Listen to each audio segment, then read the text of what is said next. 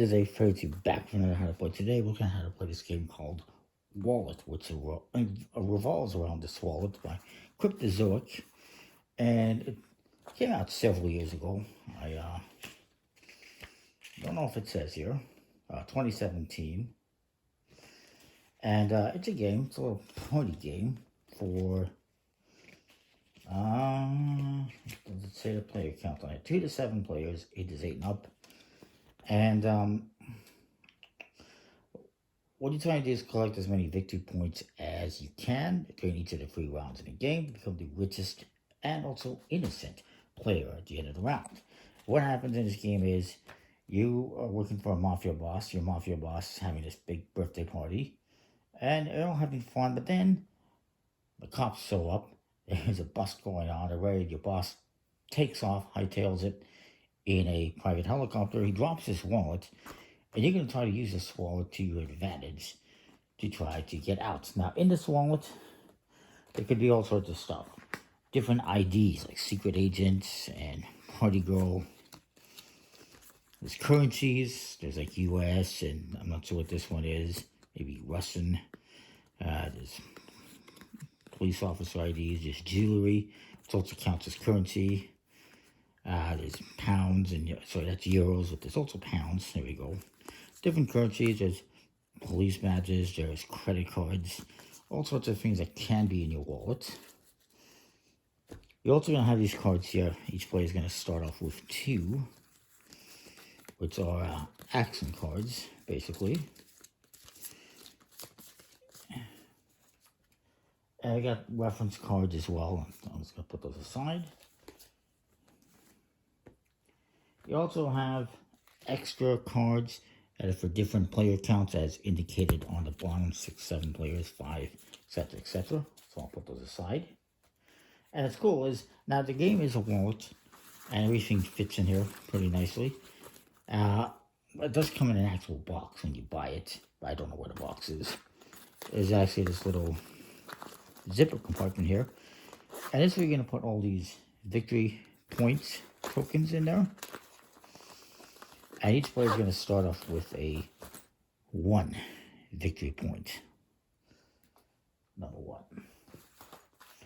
You're also going to have these coins here. And I believe, well, they're kind of cents, and I believe you're going to use them to identify who the start player is, if I recall correctly. Let me see if I can find that. And you have these hourglasses here indicating time going by, and throughout the round you're going to be flipping those face down until you run out of time, basically. So you're going to take all the victory points, put them in the wallet in this compartment, zip it up. Over here you got some extra IDs that you can go to during the game. They're going to cost you, I believe it's $200 or $300, something like that. But you can access those. Put that here. I'm going to give each player 2 of these special cards. I'm going to give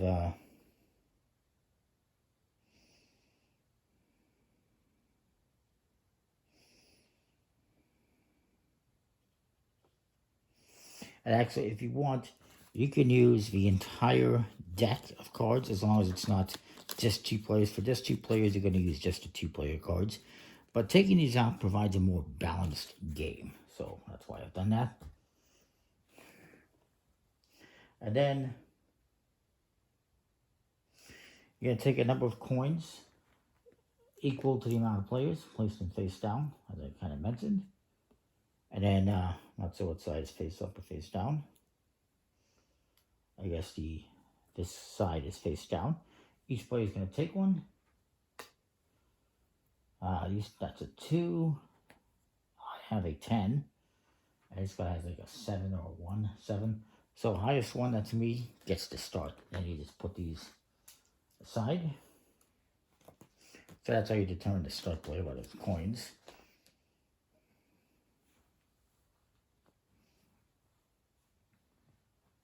Actually, it's the player with the coin of the lowest value that starts the game. So that would be, this guy would start the game, but whatever. We'll just say I start the game.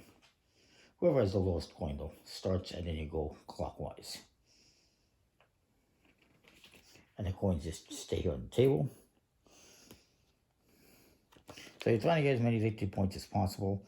You are trying to get as many victory points, but you also want to be innocent. You will be declared innocent if you have exactly one ID. You can't have more than one. That looks suspicious. Don't have more than 500 currency. And you cannot have more than 2 currencies. Again, that would be kind of suspicious if you're walking around with euros and pounds and US dollars. There are some cards, some of these accent cards and some of the IDs that actually change that. So maybe you can do certain things, have multiple currencies or have multiple IDs.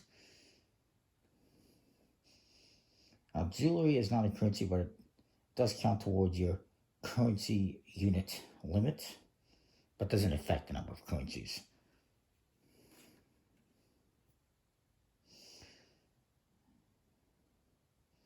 And if you're declared innocent, you have the chance to get victory points and win the game.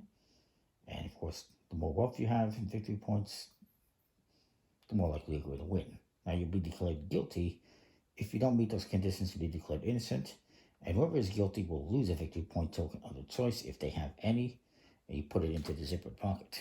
So, you're going to have 3 rounds in each game. Each round ends as soon as one of the players flips the last face-up hourglass card. And there's multiple things you could do on your turn. You're going to have, I believe, people are going to start off with some cards here. I can't recall.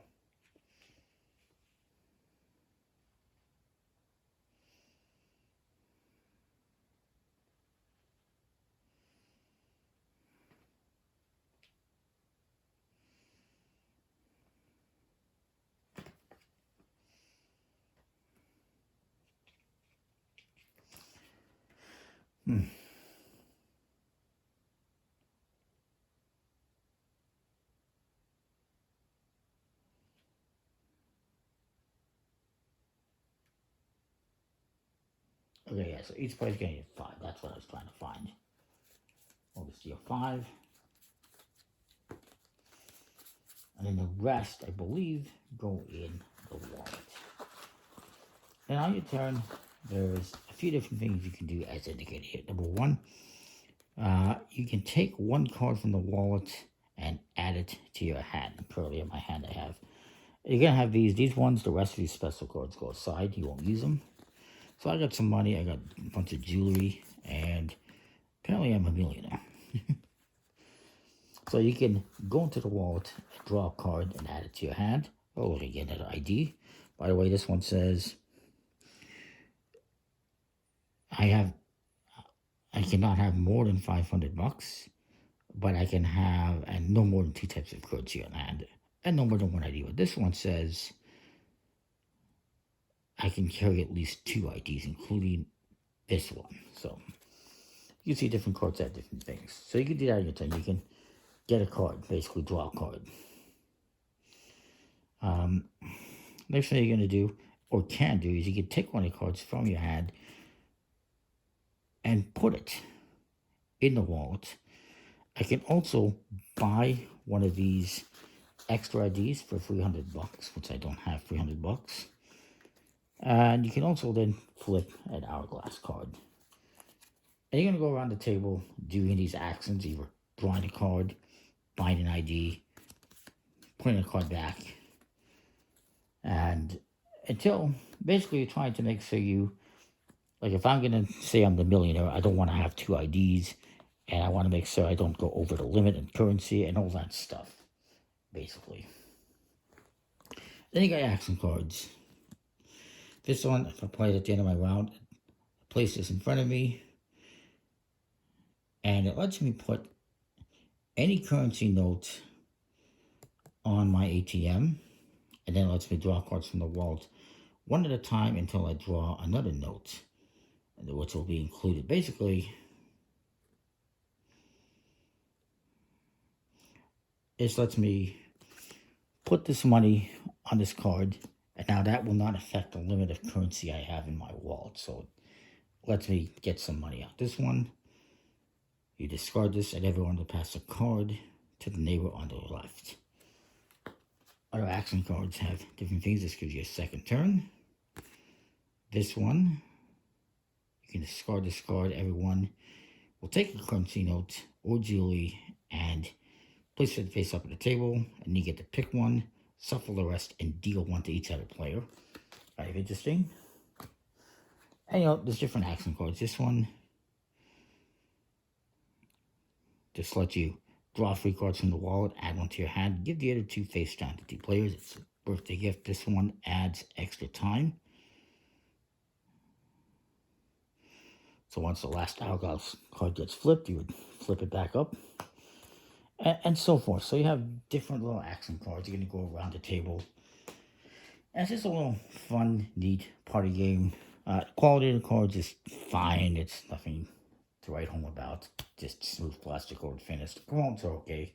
The wallet's really cool. The game is neat. And again, you can be found innocent or guilty. And once all these hourglasses have been flipped face out, the round will end and you will determine guilt or innocence. Guilty people, can be more than one person, will lose a victory point. Innocent people will gain points.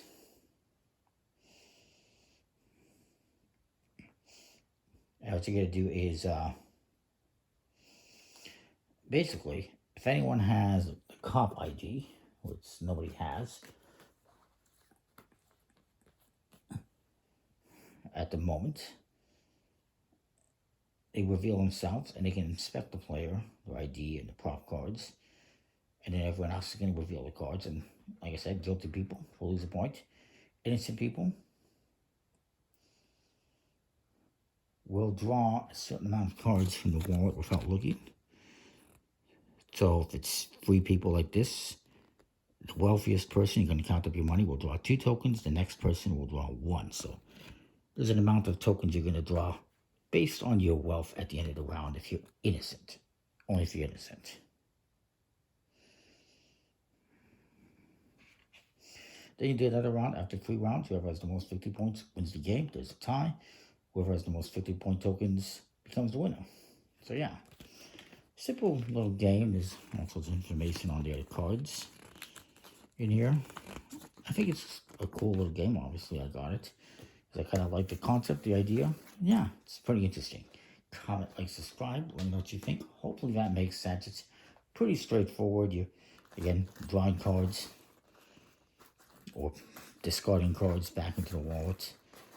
You're perhaps buying a special ID, using action cards, and so forth. It's pretty straightforward, I think. So that is that. That is wallet. It comes with an actual wallet. And we'll see you next time. Thanks for watching. Comment, like, subscribe.